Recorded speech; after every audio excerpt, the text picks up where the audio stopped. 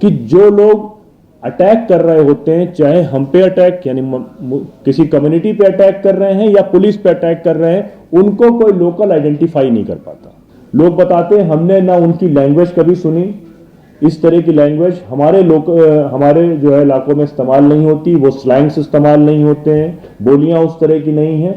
Police ने 300 घरों में छापेमारी करी, उसमें औरतों की पिटाइयां हुई, उसमें घरों के बर्तन तोड़े गए, सामान तोड़े गए। बहुत से लोगों ने अगर डर के मारे अपने घरों पे ताला लगा लिया गया तो उनके ताले तोड़कर उनको बाहर निकालकर उनको अरेस्ट किया गया। शाम के समय 4 बजे इस तरह का बुलडोजर लेकर जाना, और वो भी उस ऑफिसर का लेकर जाना जो ऑफिसर जो है वो ट्रांसफर हो चुका है, उसने ये कार्रवाई करी। जब उन्होंने मस्जिद तोड़ना शुरू किया तो लोगों ने यही बात करी कि जब आपने सील लगा ली है और सील लगाने के बाद 14 फरवरी की हाईकोर्ट में डेट है, तो फिर आपको इतनी जल्दी करने की क्या जरूरत है।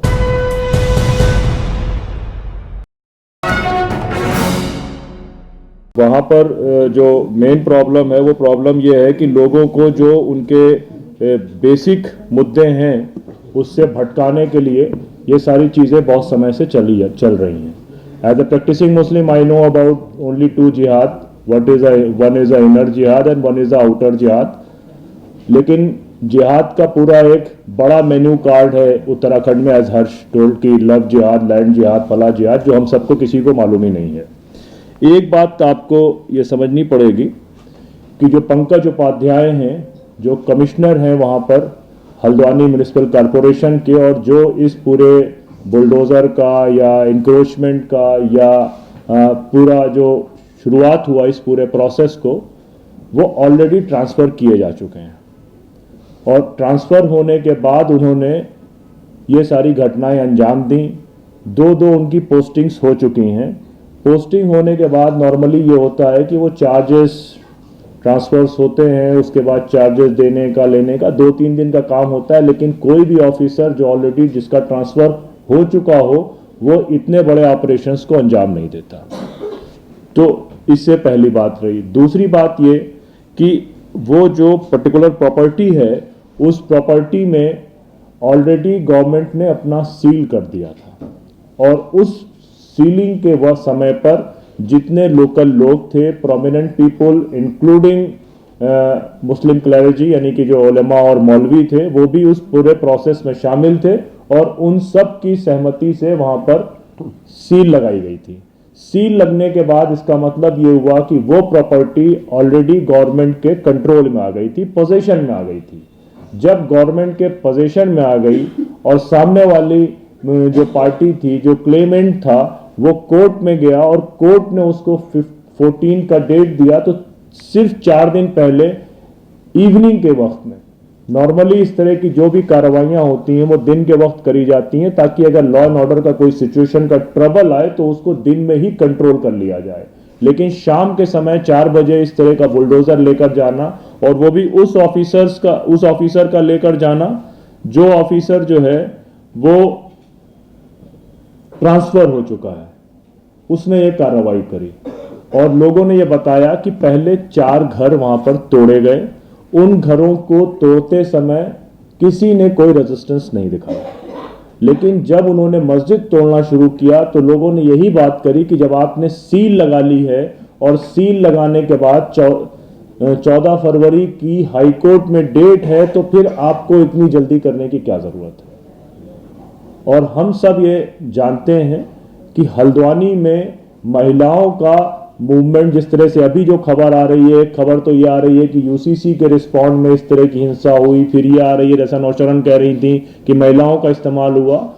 सीए के समय में महिलाओं की बड़ी भागीदारी थी। उसी समय में बहुत सारे लोग वहां गए थे, उन्होंने देखा है कि किस तरह सीए के मूवमेंट में, एंटी सीए मूवमेंट में हल्द्वानी की महिलाओं ने हिस्सा लिया। उसके बाद आपको मालूम होगा कि रेलवे के खिलाफ जब जमीन का आंदोलन वहां पर शुरू हुआ, उनकी पूरे जमीनों को गफूर नगर के पूरे उजाड़ने की बात हुई, जिसमें तकरीबन 5000 मकान थे। उस समय भी वो मूवमेंट पूरा वहां की महिलाएं ही लीड कर रही थी। तो ये एलिगेशन लगाना कि ऑल ऑफ सडन महिलाएं आ गई, ये समझ से बाहर है।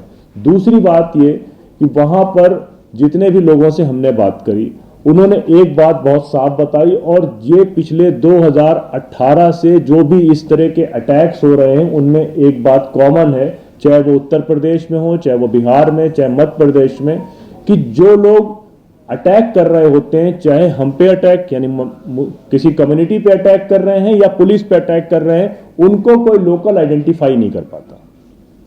लोग बताते हैं हमने ना उनकी लैंग्वेज कभी सुनी, इस तरह की लैंग्वेज हमारे जो है इलाकों में इस्तेमाल नहीं होती, वो स्लैंग्स इस्तेमाल नहीं होते हैं, बोलियां उस तरह की नहीं हैं, और उन लोगों को हम पहचानते नहीं हैं।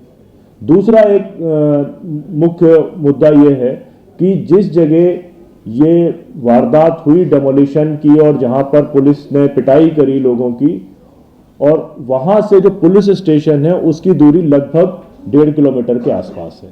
तो ये बात भी समझ से बाहर है, वो लोग जो अचानक पीट दिए गए हों और पुलिस ने उनको पीटा हो, वो अचानक से इकट्ठा हो जाए और 1.5 किलोमीटर सीधे दूर जाकर पुलिस स्टेशन पहुंच जाए, तो ये बात भी हमारे समझ से बाहर है। उसके बाद वहां पर डे बिफोर यस्टरडे, कल जब हम गए उसके एक दिन पहले, शहर के सभी इमामों ने, काजी ने और उलेमा ने मीटिंग करी जब डीएम के साथ, और उनसे कहा कि आपको कायदे से, तो पिछली बार जब आपने पोजीशन लिया था और सील लगवाई थी तो आपने हमको कॉन्फिडेंस में लिया था, तो आपको हमसे बात करनी चाहिए।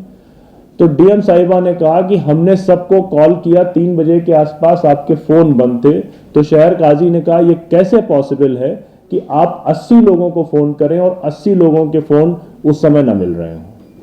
तो 80 लोगों ने ये बात उनसे कही कि आपके पास नंबर्स थे, पीस कमेटी थी। फिर एक दूसरी बात जो उस दिन का असेसमेंट है उसमें बहुत क्लियर है कि मोर देन 1000 राउंड्स फायरिंग करी गई, इवनिंग के समय करी गई है, और उसमें पुलिस की रिपोर्ट और लोकल लोगों की रिपोर्ट में बहुत कॉन्ट्रडिक्शंस है अबाउट द टाइमिंग। डेथ को लेकर बहुत ज़्यादा कॉन्ट्रडिक्शंस हैं, जो नंबर एडमिनिस्ट्रेशन क्लेम कर रहा है नंबर उससे 2 गुने से ज़्यादा और 3 गुने के बीच में है। लेकिन अब यह है कि जब कर्फ्यू आज खुला है, आज जो है वो उन्होंने 9 बजे से 11 बजे तक कर्फ्यू खोला है, और हमारे वो साथी जिनसे हम कल मिलकर आए थे उनके 7 लोगों को उन्होंने उस इलाके का दौरा करने की परमिशन दी है, लेकिन उसके बावजूद भी वहां से किसी भी आदमी को बाहर निकलने की उस आबादी से इजाजत नहीं है जहां तकरीबन 1.25 लाख लोग रह रहे हैं। तो एक तो आपने देखा कि प्री माहौल पहले से बना हुआ है, और ये बहुत सारी रिपोर्ट जब फैक्ट फाइंडिंग्स डिटेल में आएंगी तब आपको मालूम चलेगा कि जो पूरा पॉलिटिकल डेमोग्राफी चेंज करने का एक पूरा अभियान उत्तराखंड में चल रहा है, और सब कोई ये बात कह रहा था कि उत्तराखंड में एक ऐसी सीट है हल्द्वानी जिसमें आता है नैनीताल उधम सिंह नगर की, जो किसी भी हाल में वो हार जाएंगे। पहले विधानसभा के इलेक्शन के समय इसी मुद्दे को उठाया गया कि लोग बाहरी हैं, इनका वोट छीन लिया जाए, और अब नजूल की जमीन या लीज को लेकर एक ऐसा माहौल बनाया गया कि कुछ लोग बाहर से आ गए और उन्होंने लीज की जमीनों पर कब्जा कर लिया, जैसा अशोक जी कह रहे थे। दूसरी बात यह है कि जब ये सारी चीजें हो गई उसके बाद 300 घरों में लगभग छापेमारी करी गई। पुलिस ने 300 घरों में छापेमारी करी, उसमें औरतों की पिटाइयां हुई, उसमें घरों के बर्तन तोड़े गए, सामान तोड़े गए, और बहुत से लोगों ने अगर डर के मारे अपने घरों पे ताला लगा लिया गया तो उनके ताले तोड़कर उनको बाहर निकालकर उनको अरेस्ट किया गया।